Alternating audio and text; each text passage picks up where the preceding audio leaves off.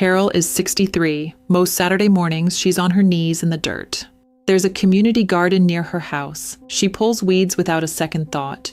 Then one Saturday, she goes to push herself back up the way she always does. Her legs simply hesitate. Stiff knees, she tells herself. Too much kneeling, maybe. It happens again the next week, and the week after that.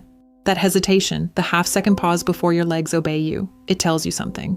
It says more about your body than almost anything else all day. And what you eat in the hour after waking matters. It either works with that moment or against it. While you're asleep, your body isn't simply resting. It's running on whatever fuel it has on hand.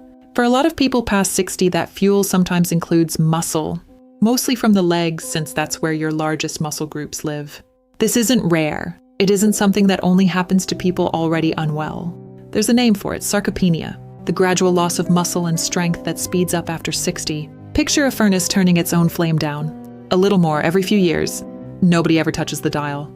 It just happens quietly, in the background, unless something pushes back. Most people lose 3 to 8% of muscle mass every decade. Starting around 30, that rate climbs the older you get. It picks up pace in your 60s and 70s.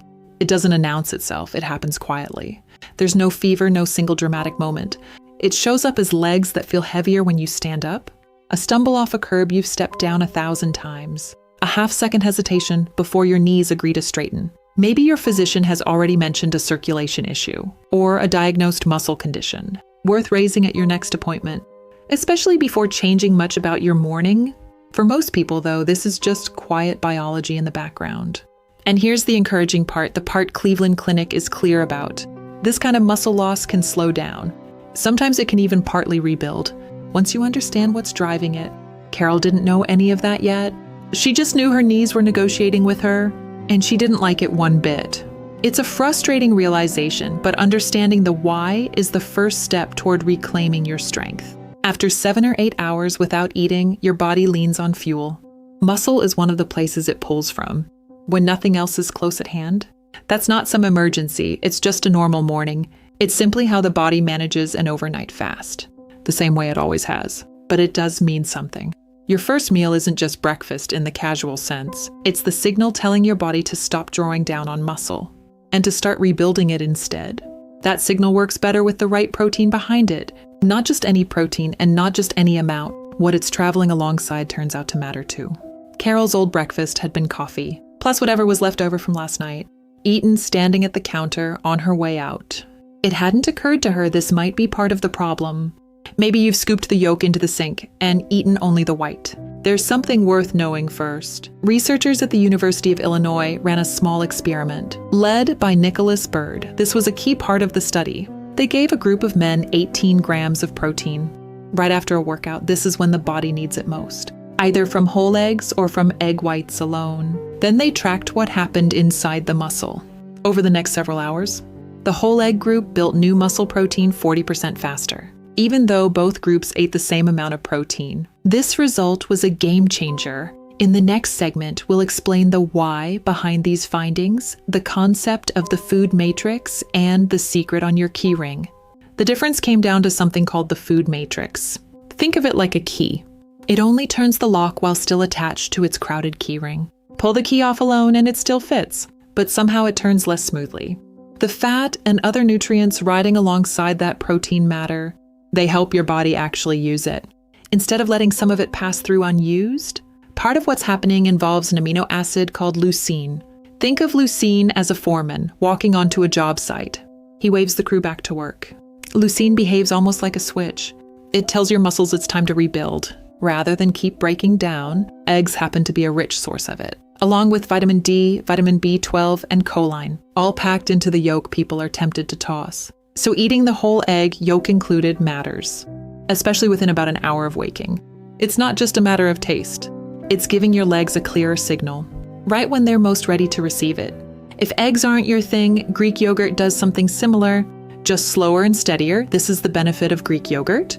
Straining gives it nearly double the protein of regular yogurt. That protein, mostly a slow type called casein, releases gradually, just over hours instead of seconds. Carol started keeping boiled eggs in the fridge that week. The kind you can eat standing up just as easily as coffee. Now that we know how the main protein signals work, let's look at the quiet supporters on the plate and the daily habits that protect your legs for the long game. None of this works alone, though. A few other foods carry their weight too, even if none is the single dramatic answer some videos promise. Oats bring something different, a soluble fiber called beta-glucan. It works like a slow valve. It lets energy out a little at a time. Instead of all at once, that helps keep blood sugar steadier through the morning. It matters more as metabolism slows with age.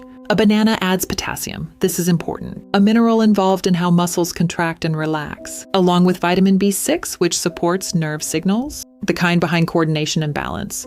A small portion of sweet potato brings complex carbohydrates. These help replenish what your muscles used overnight, plus potassium and magnesium of its own. None of these foods is a flashy fix by itself. They're more like a supporting cast, each one doing a smaller job, one that adds up over weeks, not overnight. There's one more piece worth understanding.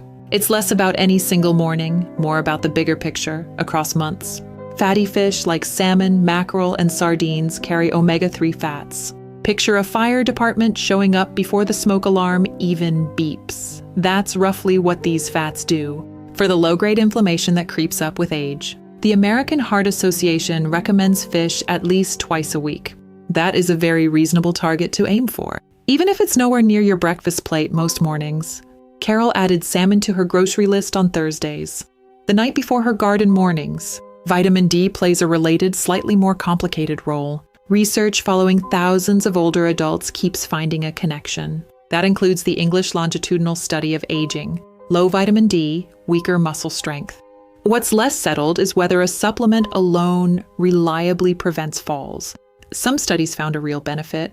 Others found none at all. Treat vitamin D as one piece of a bigger picture, not a guaranteed fix by itself. The same way a few minutes of morning sunlight does double duty. A touch of vitamin D and a few quiet minutes before the day gets going. These small pieces of the long game, supporting foods, healthy fats, and vitamin D, build the foundation for your mobility. It's worth being honest here. Plenty of videos on this topic skip right past it.